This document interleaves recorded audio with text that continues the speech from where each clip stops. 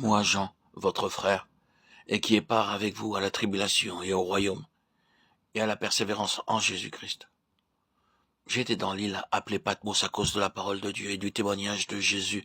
Je fus ravi en esprit au jour du Seigneur, et j'entendis derrière moi une voix forte comme le son d'une trompette, qui disait, je suis l'alpha et l'oméga, le premier et le dernier.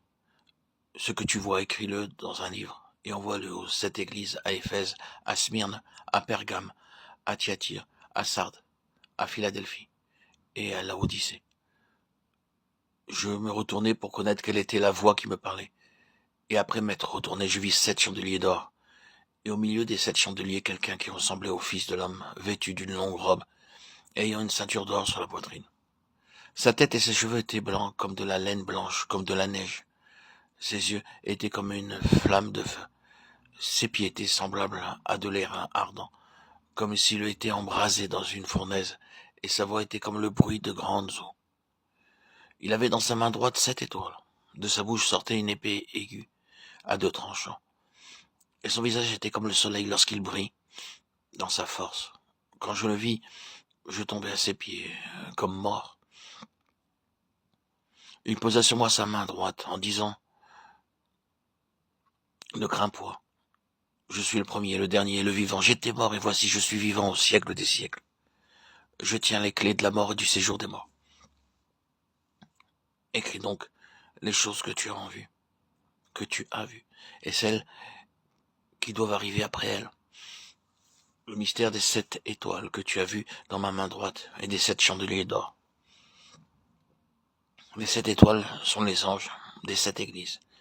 Et les 7 chandeliers sont les 7 églises. Apocalypse 1, 9 à 20.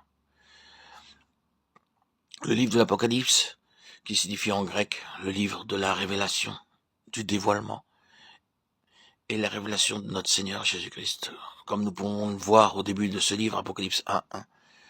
La révélation de Jésus-Christ signifie que cette révélation appartient à Jésus-Christ. Cette révélation procède à la fois de lui, elle parle aussi de lui. Dieu donne la révélation à Jésus-Christ et par lui, cette même révélation nous est donnée. Toutes les révélations dans la Bible convergent vers Jésus-Christ. Elles ont toutes pour objectif de révéler sa personne.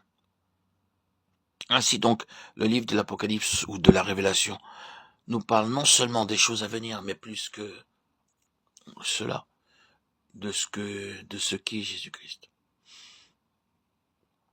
Alors même que la Bible contient beaucoup de prophéties, son principal dessein et l'objet de toute l'écriture n'a pour but de nous faire connaître toutes ces prophéties, mais de nous faire voir qui est réellement Jésus. Elle nous dévoile qui est ce Jésus-Christ, qui sur terre fut Jésus de Nazareth, mais qui maintenant est monté au ciel. En consignant tous ces événements à venir que nous découvrons dans le livre de la Révélation de l'Apocalypse, l'intention de Jean n'était pas de nous faire savoir comment et quand ces choses arriveraient, mais de nous aider à voir que Christ régnera sur le trône. Ce Jésus-Christ est roi sur le trône. C'est ce que le livre de l'Apocalypse veut nous faire connaître. Nous connaissons Jésus-Christ comme le Sauveur. Cependant, cette connaissance n'est pas suffisante, parce que nous devons aussi le connaître comme roi. Nous devons connaître la sévérité du Seigneur tout aussi bien que l'amour du Seigneur. Comprenons très clairement que le but du livre de l'Apocalypse,